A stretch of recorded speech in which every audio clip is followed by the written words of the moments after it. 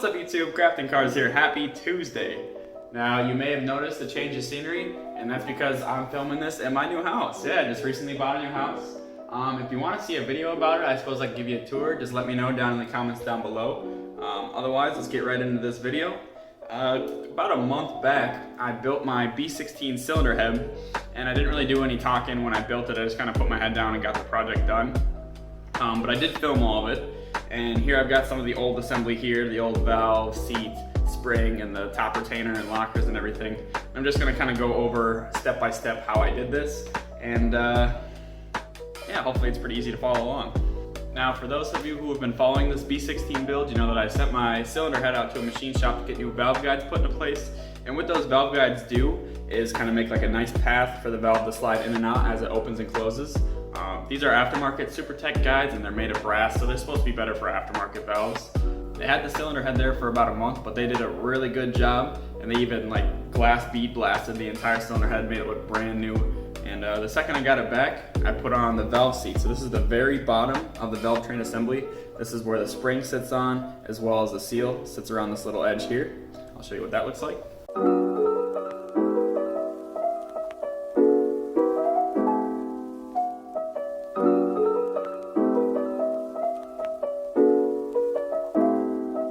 Then I went ahead and flipped the cylinder head over, lubed up the valve stem here, and then slipped it through the port there, through the seat.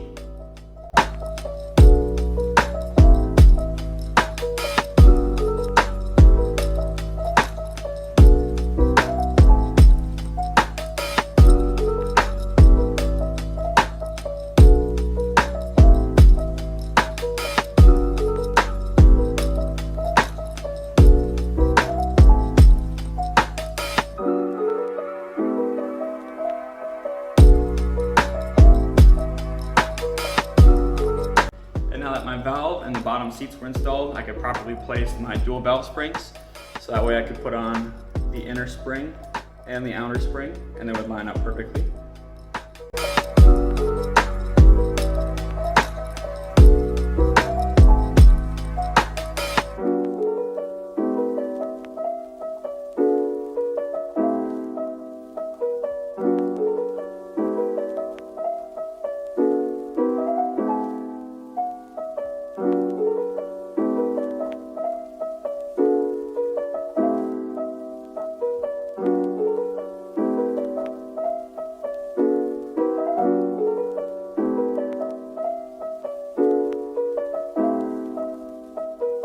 Now I'll show in this next clip that this next part is kind of the hardest part and usually takes a couple tries. But what you got to do is take these little lockers and place them carefully around the stem on both sides.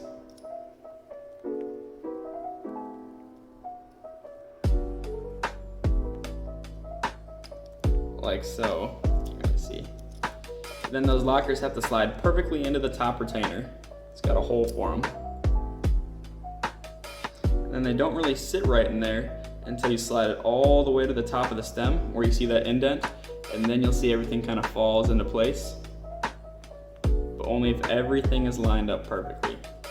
So as you can see, that holds everything together.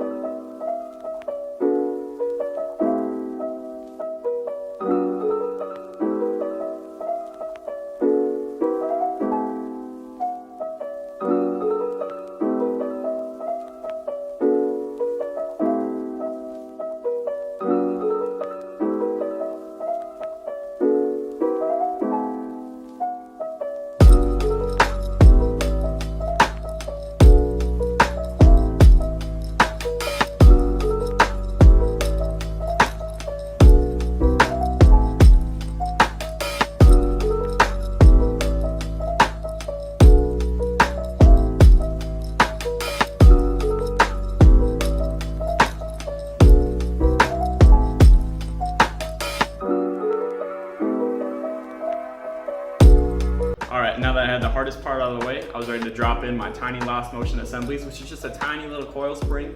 On the OEM motors, it looks like kind of like a little can. But these just literally, there's a perfect little seat and they just drop into place. I think you got 8 of these. Yeah, you've got 8 lost motion assemblies.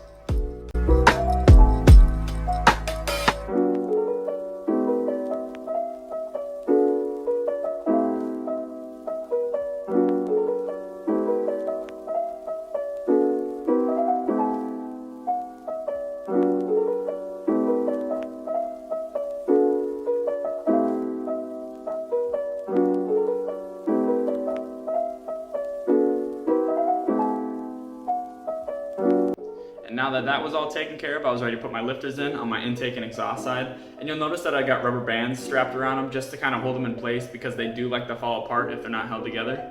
And then once you got them all in place, there's these 2 rails that slide entirely through the cylinder head on both sides, and that holds everything in place. And then I was able to take my rubber bands off.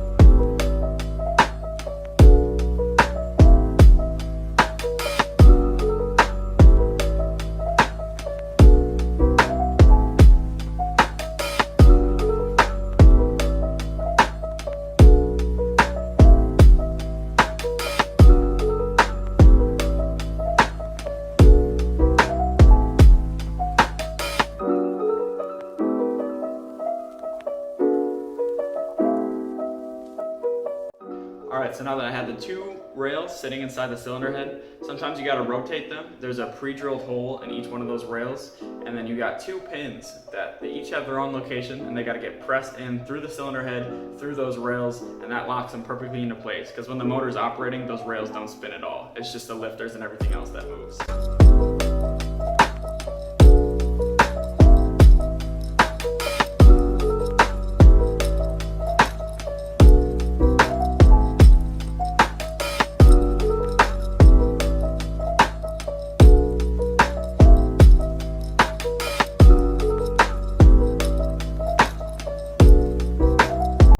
Now that those 2 rails are locked into place, all you got to do is put the covers on them. So on the right side, there's 2 brass plugs that screw into place, and you got to tighten these down quite a bit. And there's silver washers too that also need to be replaced. And then on the left side, there's only 1 plug.